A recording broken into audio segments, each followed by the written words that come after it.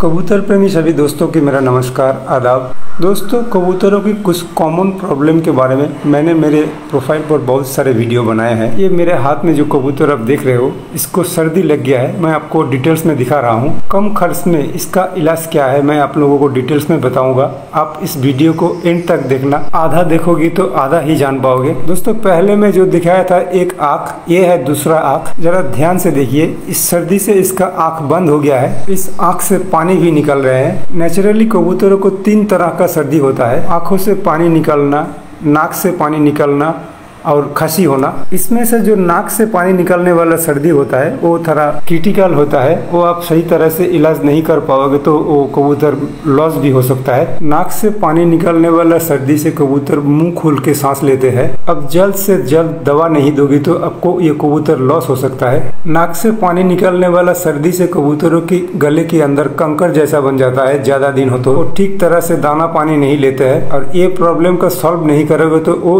आस्ते आस्ते सूखे में चले जाएगा और सूखे में चले जाने से आपको रिकवर करने में इसे बहुत ही मुश्किल होगा। शुरुआत पर आप दवा दे दोगे तो पहले दिन से ये रिकवर करना शुरू हो जाएगा। दोस्तों, कबूतरों की सर्दी जैसा भी हो, आप उसके नाक पर ध्यान दीजिएगा। उसके जो नाक होते हैं, आप उस नाक के छेद पर ध्यान दीजिएगा। वहाँ कुछ पीला जैसा दिखेगा, वो आप सावधानी से वहाँ से निकाल देना। और दवा क्या देना है मैं आपको डिटेल्स में दिखा रहा हूँ। दोस्तों, ये है कैप्सूल डॉक्स्ट एसएल।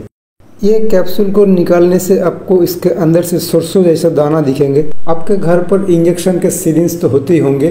कबूतर पालने के लिए इस सिरिंज का बहुत ही जरूरत होता है। ये जो कैप्सूल आप देख रहे हो, ये डॉक्स्ट एसएल कैप्सूल है। इसको खोलने से आपको इसके अंदर से सरसों का दाना जैसा दाना निकलेंगे और आप इसको खोलने के बाद आपके कबूतरों के लिए जितना डोज जरूरत है वो कबूतरों को खिला के उसके बाद उस कैप्सूल को फिर से एयर टाइट कोई भी कंटेनर पर रखना पड़ेगा, नहीं तो कैप्सूल खराब हो जाएगा। मैं ये दवा रखने के लिए ये होम्योपैथी का कांच का छोटा बोतल यूज करता हूँ। इसमें आप कोई भी दवा जितने दिन चाहे उतना दिन रख सकते हो। इसके अंदर ध्यान से देखिए, मैंने कैप्सूल को तोड़ा है और इंजेक्शन की सिरिंज के जो सुई के लिए प्रोटेक्शन के लिए जो होता है वो कबूतरों की दवा पिलाने में बहुत ही अच्छा काम आता है। अगर आपके बड़े कबूतर हो तो इस एक कैप्सूल को आप 5 हिस्से में बांट लेना। उस 5 हिस्से में से एक हिस्सा उस कैप्सूल का दाना और साथ में आधा बेतनीसॉल 0.5 का 2 टुकड़े करके वो कैप्सूल के दाना के साथ एक साथ कबूतरों को खिला देना। सुबह के टाइम